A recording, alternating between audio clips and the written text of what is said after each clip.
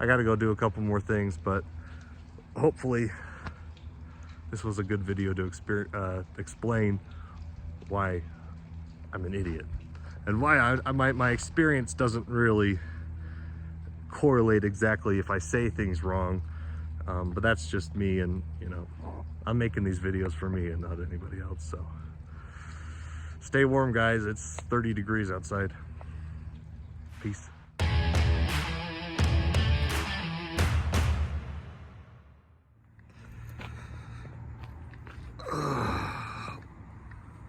Good morning. It's a beautiful Saturday.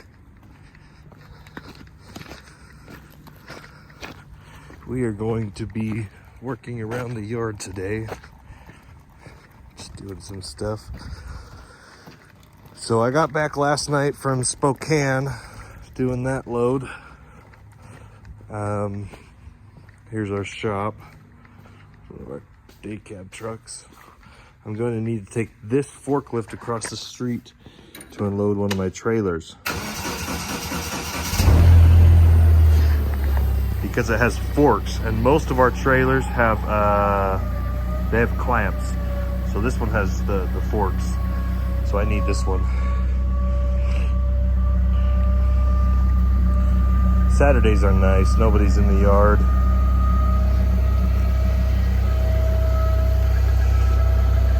Let's move this chair out of the way. I'm gonna drive across the street to our other yard and show you what we're doing. Maybe get some story time.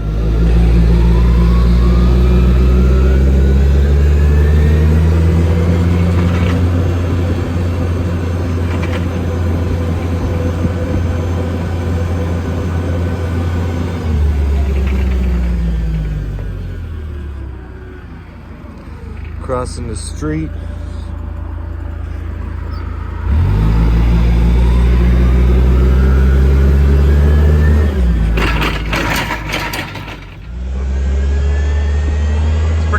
Outside, I mean,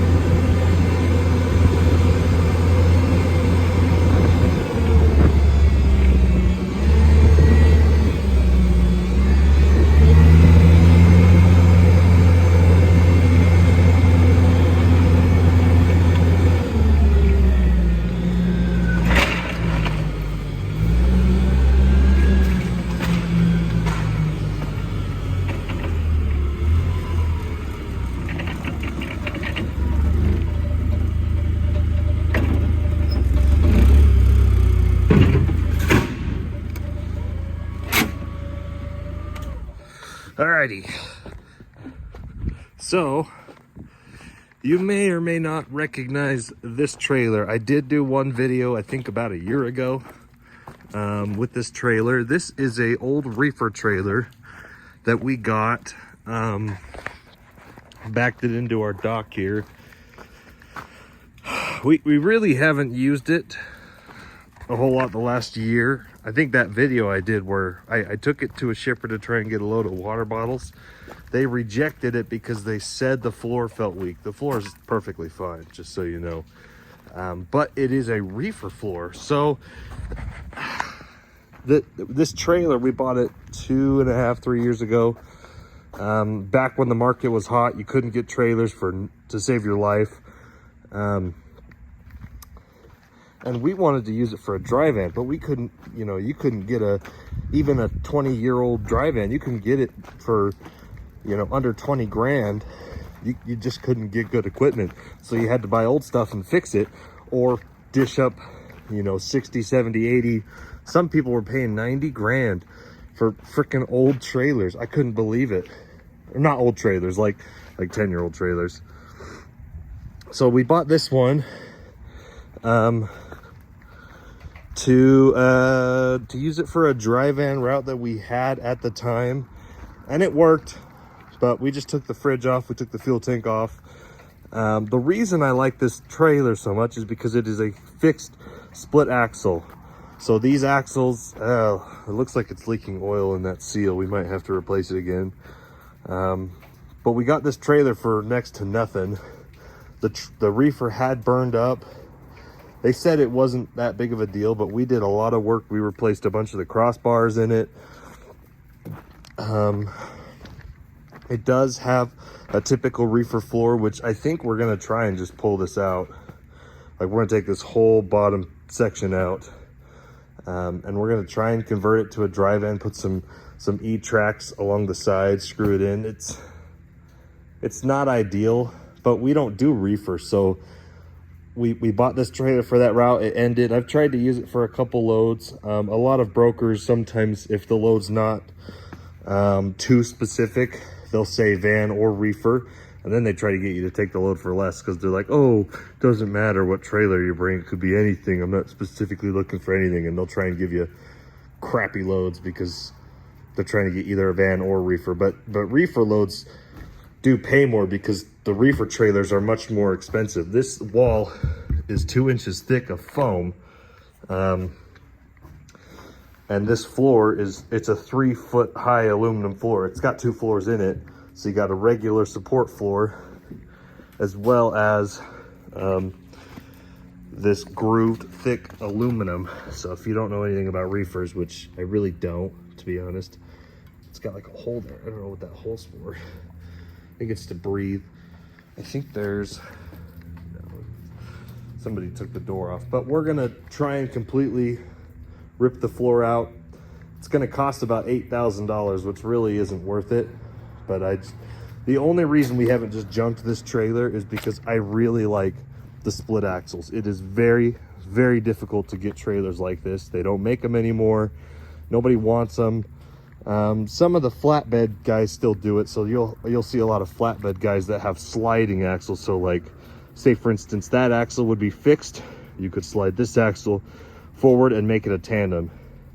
But there's a lot of benefits to having a split axle like this. So on a typical tandem, depending on the tire size and the state you're in, but generally speaking, if you have a tandem axle, which means two, you have 2 axles next to each other, you can hold 34,000 pounds on your trailer axles. But if they're split like this, if they're 10 feet apart from the hub to the hub, it's 10 feet apart, each axle individually can hold 20,000 pounds, meaning you gain 6,000 pounds you can put on the rear of the trailer. You're still maxed at 80,000 pounds for your total gross weight, but I've never ever been overweight with this trailer. And one time I hauled a load that was 49,000 pounds. I don't know how I did it. It was really, really close, but I was not overweight.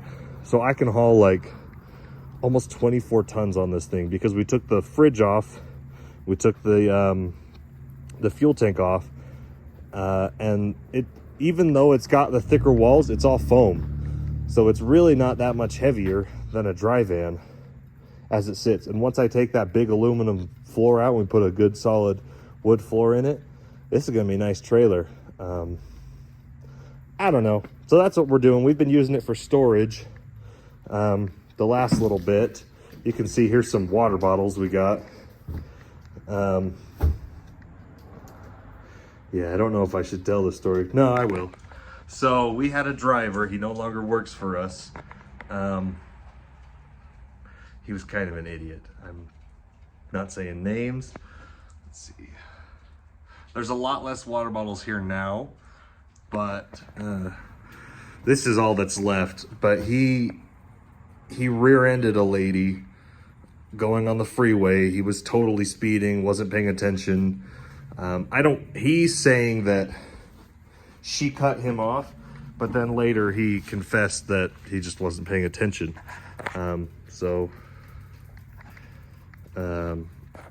Anyways, the load tipped over. We took it to the shipper, the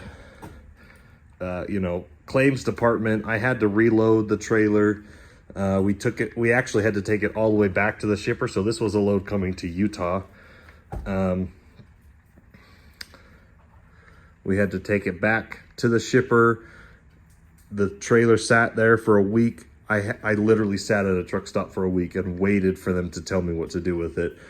Because when you have a claim, I mean, we have insurance if we get in an accident.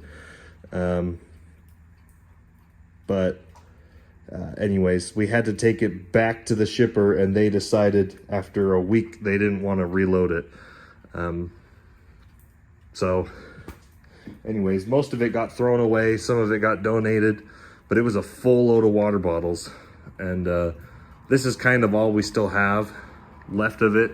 Most of the trailer's empty. This wasn't the trailer that was hauling the water bottle loads. It was in a different trailer, but I unloaded it on my dock into this trailer because, you know, we're not using this trailer. I haven't used this trailer in almost a year because nobody will use it because it's a reefer with no fridge. So the only loads you can take are van reefer loads, and those are not as easy to get. Anyways, so that's the story time. Don't slam on your brakes and tip your whole load over, because then somebody else has to restack it and you don't get paid for none of it. Anyways, this is our yard. We've got some trucks over there. We are a recycling facility. I don't really talk about this side of the business. I'm mostly doing this channel for the over-the-road stuff. But we have some machinery over there. We haul garbage and scrap metal, and mostly in our overweight doubles. So these aren't all of our trailers. We have some in the other yards. But this is our dock where we can load cardboard, plastic bottles, tin cans, which we sort out. And then we just have the one dock. And then we have, if I can show you over here, this is our other forklift over here, but it has clamps, so I can't use it to unload the pallets up. So anyways, there's a lot of bird poop on the floor. I need to clean this place up. I haven't been here all week. Yeah, so we have a good little recycling facility here. We got a couple trucks parked in the back, a couple trucks over there in trailers, and then the other yard has all the other trailers that are parked. Anyways, so we're gonna get this unloaded, pull it across the street to the shop, and our main guy Trevor is gonna start ripping the floor out of this.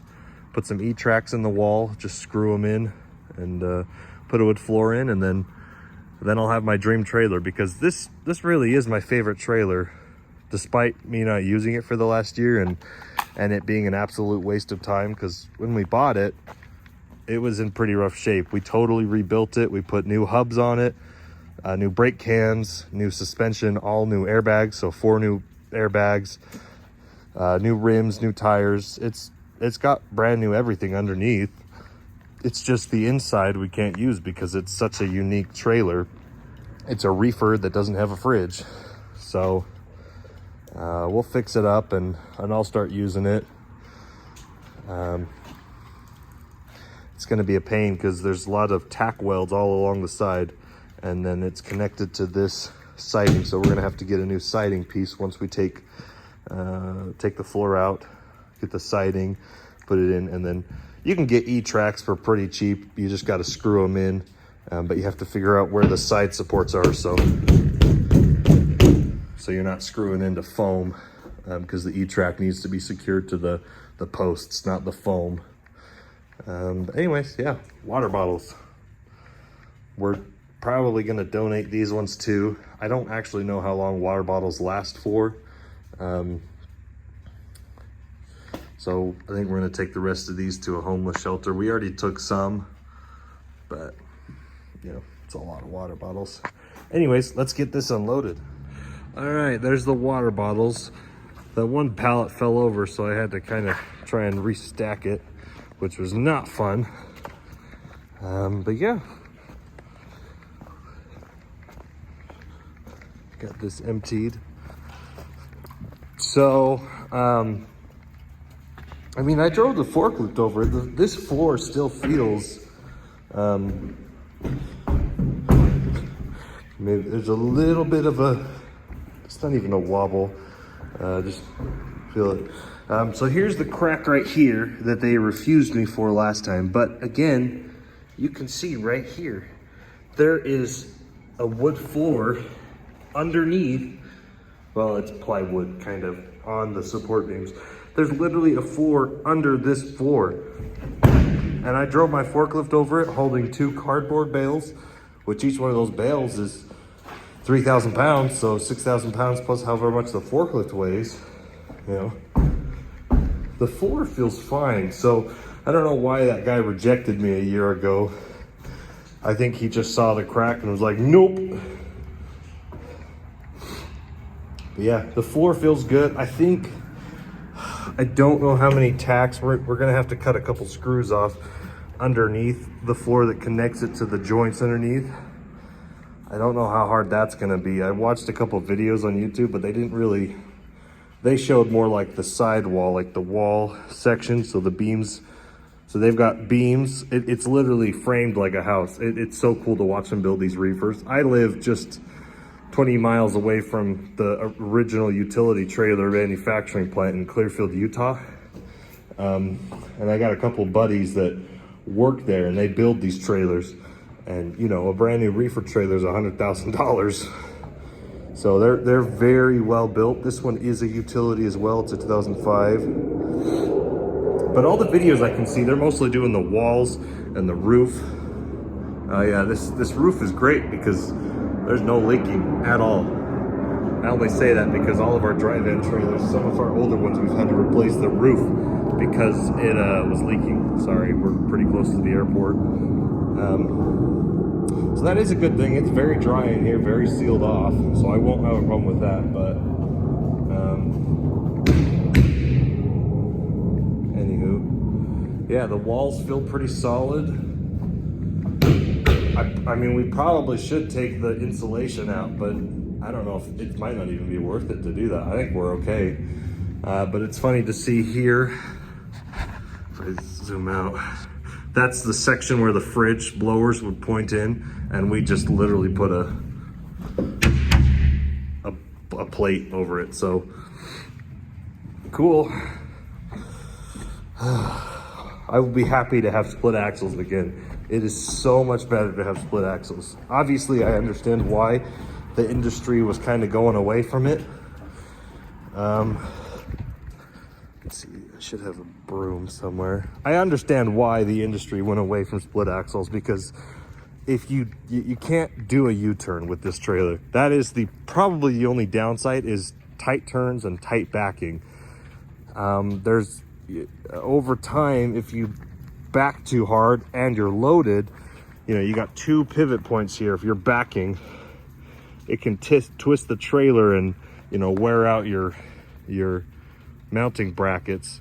But as long as you're aware of that, a lot of these trailers actually have switches. So I put a switch on this one, and what it does is it drops the air suspension in my rear axle, so that there's not really any weight on that one, and then all the weight is on this one, so I can turn a little bit sharper. You still don't want to do, you know, hardcore 90 degrees backs, but I don't know. So anyways, I'm gonna go put this forklift back across the street in the shop, and then pull this trailer next to the shop. They're gonna start ripping it apart next week, just because I need something to do for the mechanics. They're asking for projects. We have a lot of projects, a lot of old broken project trailers.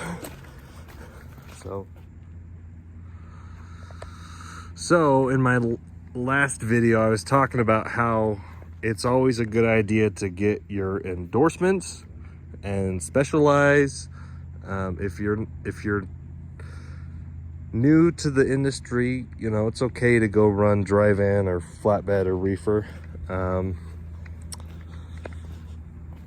But when I was talking about the endorsements, this is something I wanted to show you. So we are in Utah. Utah and Idaho, and I think Montana, have very similar overweight and over length laws. So when you're determining, this is a little bit of a crash course in overweight and over length. So we pay $500 a year for a divisible overweight permit. The difference between divisible and non-divisible is that the type of cargo you're hauling. So non-divisible means you cannot divide your load up. So like heavy haul, equipment haulers, special equipment, trying to think what else. And nothing that, like, you can't take your load apart. Like, the weight that it is the weight that it is. You can't take it apart. You're hauling a giant excavator or a loader, you can't take it apart easily to transport it. So that's non-divisible. But we are divisible because we're hauling scrap metal, trash, cardboard, recycling. So if you're overweight, you just take some off, move your axles around, you know, it's easier. And the permits are a little bit different. They're more expensive, I believe, depending on what you're hauling. So this is a 4840 double set. Now on this truck, it's a 3-axle day cab. This one's actually a little bit shorter, so it's easier to pull, but it does make the truck bounce a little bit because you got a short frame and a lot of weight on this front of the trailer. Now you are always, the permits say 129,000 pounds max gross. That's your whole trailer length, your trailer weight, your truck weight, and your payload. 129,000 pounds. But we have 10. We have 10 axles. So your steer axles, sorry, my hand's in the way of the camera. So you can actually be, I think I did the math before, I think if all your axles are perfectly weighed out, you can actually be way over that 129,000 pounds. You could be like 155,000 pounds without your axles being overweight, but Utah has that max of 129,000 pounds. So anyways, so yeah, here's a pup trailer that we use. We like to experiment and buy shitty trailers and try to fix them up and use them.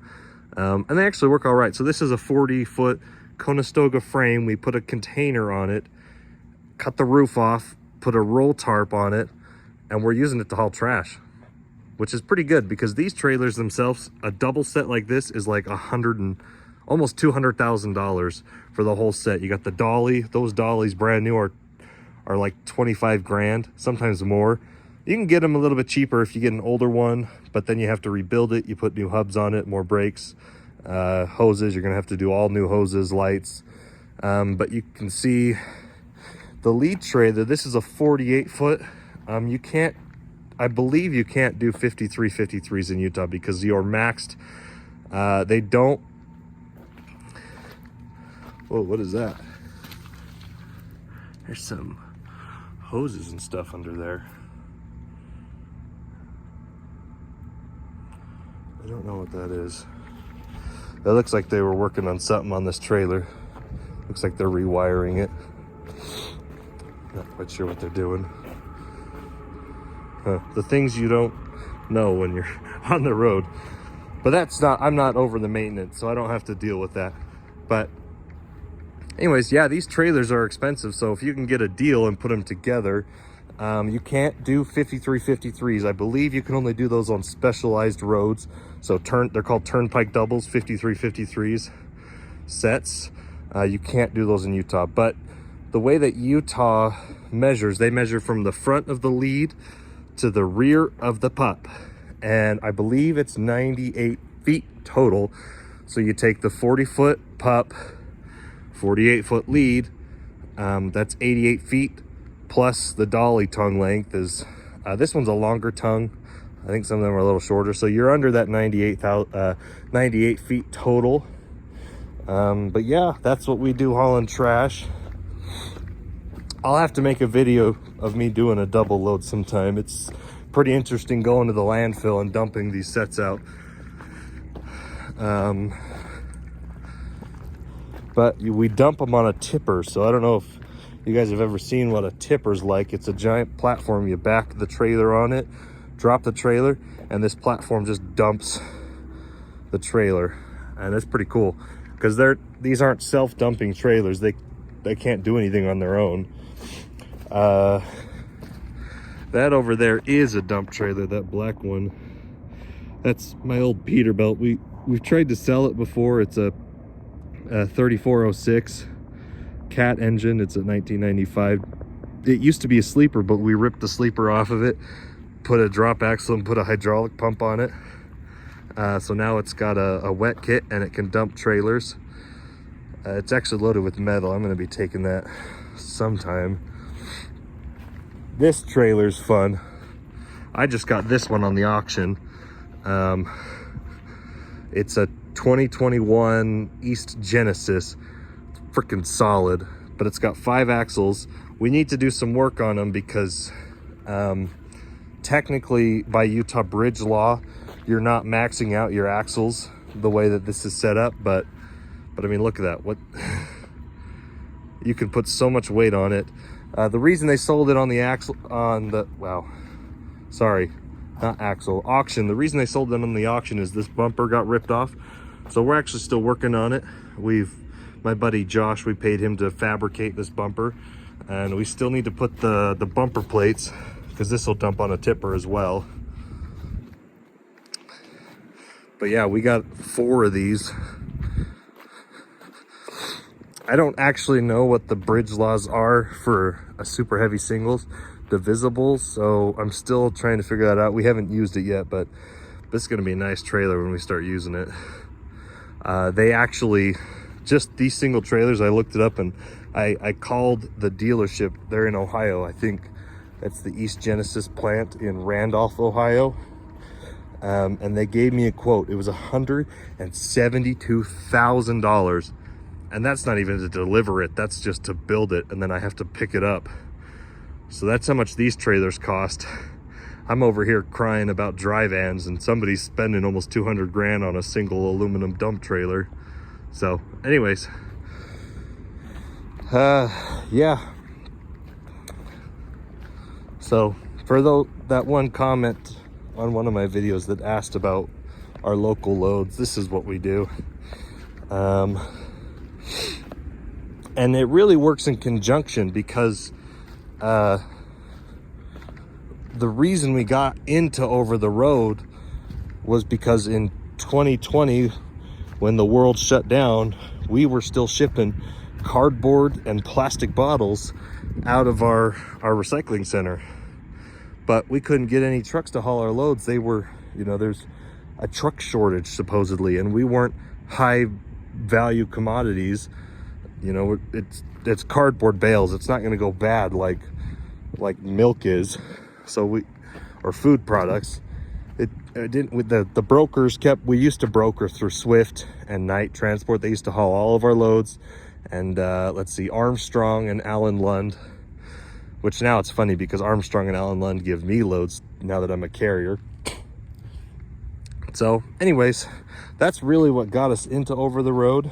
And that's why maybe sometimes I say things on my videos that, an experienced truck driver would be like, oh, that's not quite right, or that's not how you should say it. That's because my experience is this: oversized, overweight, overload, running ragged all the time. Not running ragged, but you have to be able to adapt with it. These trailers take a beating.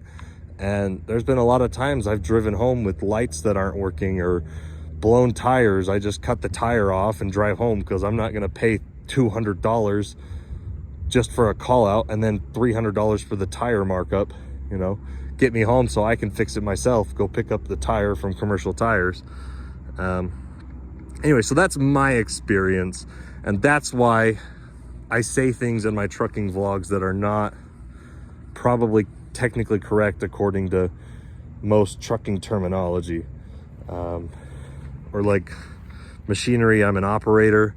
Forklift, I've drive. That's an excavator material handler. It's got a claw instead of a bucket.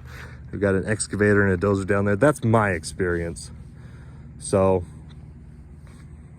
anyways, I'm not used to all the trucker lingo.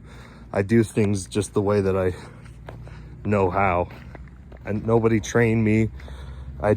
My experience was driving the stupid yard dog around and getting experience driving in a yard, and then I never had a trainer. I just went and took my stupid CDL test. Now they've changed that so that you need to go to a frickin' school. But anyways, yeah, that was my experience. I just took my test.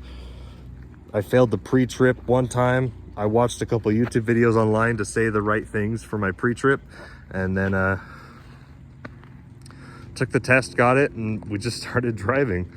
So that's where I'm coming from. But anyways, also, if anybody's wondering why trucking insurance is so expensive, let me tell you why.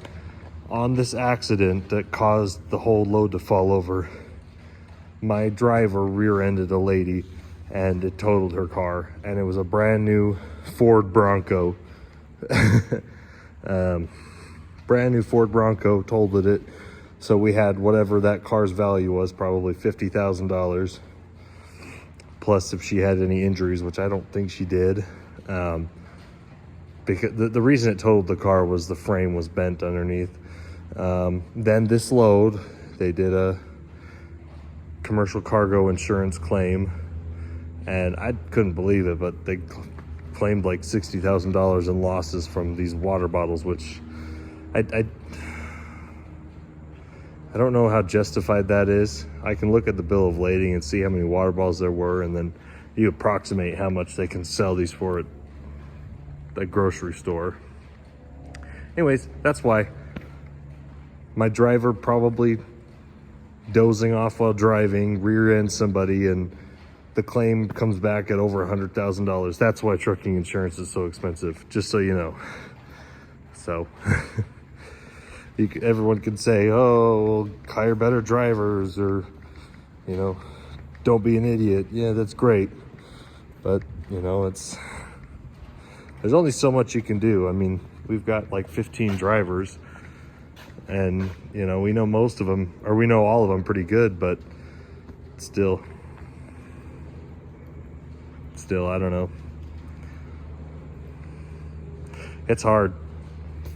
Things happen, but I don't know. All right, stay warm.